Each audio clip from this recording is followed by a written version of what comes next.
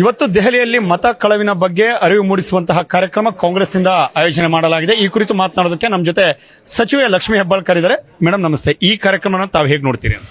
ನೋಡಿ, ದೇಶದ ಸಂವಿಧಾನದ ಮೇಲೆ ಒಂದು ಸಂಕಷ್ಟ ಬಂದಿದೆ. ಯಾಕಂತಂದ್ರೆ ಚುನಾವಣಾ ಆಯೋಗ ಅದು ದೇಶದ್ದೇ ಆಗಲಿ ಅದು ರಾಜ್ಯದ್ದೇ ಆಗಲಿ ನಿಷ್ಪಕ್ಷಪಾತವಾದಂಥ ಇಲೆಕ್ಷನ್ಗಳನ್ನ ಮಾಡಬೇಕು. ಅದು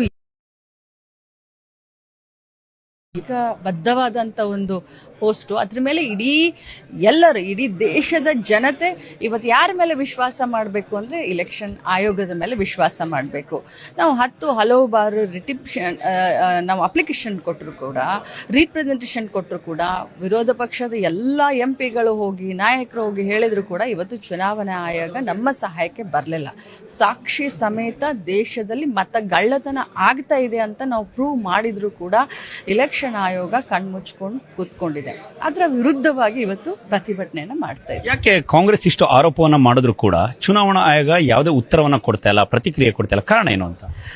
ಚುನಾವಣಾ ಆಯೋಗ ಬಿಜೆಪಿಯವರ ಕೈಗೊಂಬೆ ಆಗಿದೆ ಅನ್ನೋದು ಬಹಳಷ್ಟು ಬಾರಿ ಸಾಬೀತಾಗಿದೆ.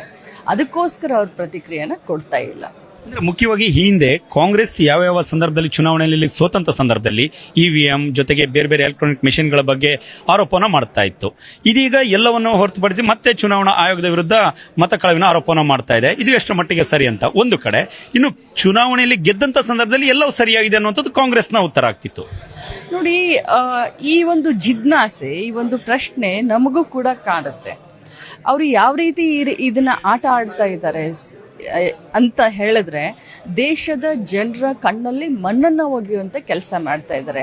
ಇಡೀ ದೇಶದಲ್ಲಿ ಎಲ್ಲ ಕಡೆ ಮಾಡಿಬಿಟ್ಟು ಒಂದು ಕಡೆನೋ ಎರಡು ಕಡೆನೋ ಆಟಕ್ಕುಂಟು ಲೆಕ್ಕಕ್ಕೆ ಇಲ್ಲ ಅನ್ನೋ ರೀತಿಯಲ್ಲಿ ಗೆಲ್ಲಿಸ್ಬಿಟ್ಟು ಒಂದ್ ಕಡೆ ಮ್ಯಾಂಡೇಟರಿ ಮಾಡ್ಲಿಕ್ಕೆ ಬಿಟ್ಬಿಟ್ಟು, ಅವ್ರೇನ್ ಗೆಲ್ಸೋದಿಲ್ಲ, ಜನ ಗೆಲ್ಸೋ ಹಾಗೆ ಅಲ್ಲಿ ಏನು ಚೇಡ್ ಮಾಡದೆ ಮ್ಯಾಂಡೇಟರಿ ಕೊಡೋ ಹಾಗೆ ಬಿಟ್ಬಿಟ್ಟು ದೇಶದ ಜನ ಅವ್ರ ಬಗ್ಗೆ ಸಂಶಯ ಪಡಬಾರ್ದು. ಯಾಕಂದ್ರೆ ಆಳಂದ್ನಲ್ಲಿ ನಾವು ಸಾಬೀತುಪಡಿಸಿದೀವಿ, ಮಹಾದೇವಪುರ ಕರ್ನಾಟಕದಲ್ಲಿ ನಾವು ಸಾಬೀತುಪಡಿಸಿದೀವಿ. ರಾಹುಲ್ ಗಾಂಧಿಯವರು ಸಾಕ್ಷಿ ಸಮೇತ ಹೇಳಿದ್ದಾರೆ.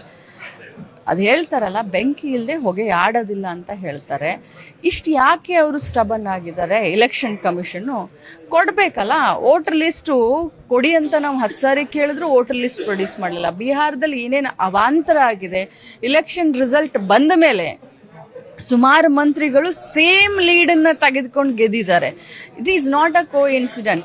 1-2 ಆಗಬಹುದು, ಬಟ್ 10-11 ಜನ ಮಂತ್ರಿಗಳು ಈಗೇನು ಪ್ರಸ್ತುತ ಕ್ಯಾಬಿನೆಟ್ ನಲ್ಲಿ ಹಿಂದೆ ಇದ್ರು ಆ ಮಂತ್ರಿಗಳು ಸೇಮ್ ಲೀಡ್ ತಗೊಂಡು ಗೆದ್ದಿದ್ದಾರೆ. ಸೊ ಇದು ಸಂಶಯಕ್ಕೆ ಕಾರಣ ಮತ್ತು ಸಾಕ್ಷಿ ಸಮೇತ ನಾವು ಸಾಬೀತುಪಡಿಸಿದ್ವಿ. ವೋಟ್ ಚೋರಿ ಬಗ್ಗೆ ಬಿಹಾರದಲ್ಲಿ ಅಭಿಯಾನ ಮಾಡಿದ್ರು ಕೂಡ ಅಲ್ಲಿ ಯಾವುದೇ ರೀತಿಯ ಎಫೆಕ್ಟ್ ಆಗ್ಲಿಲ್ಲ ಅಂತ. ನಮಸ್ತೆ. ನೋಡಿ, ಅದನ್ನ ಮುಂದೆ ಮಾತಾಡೋಣ.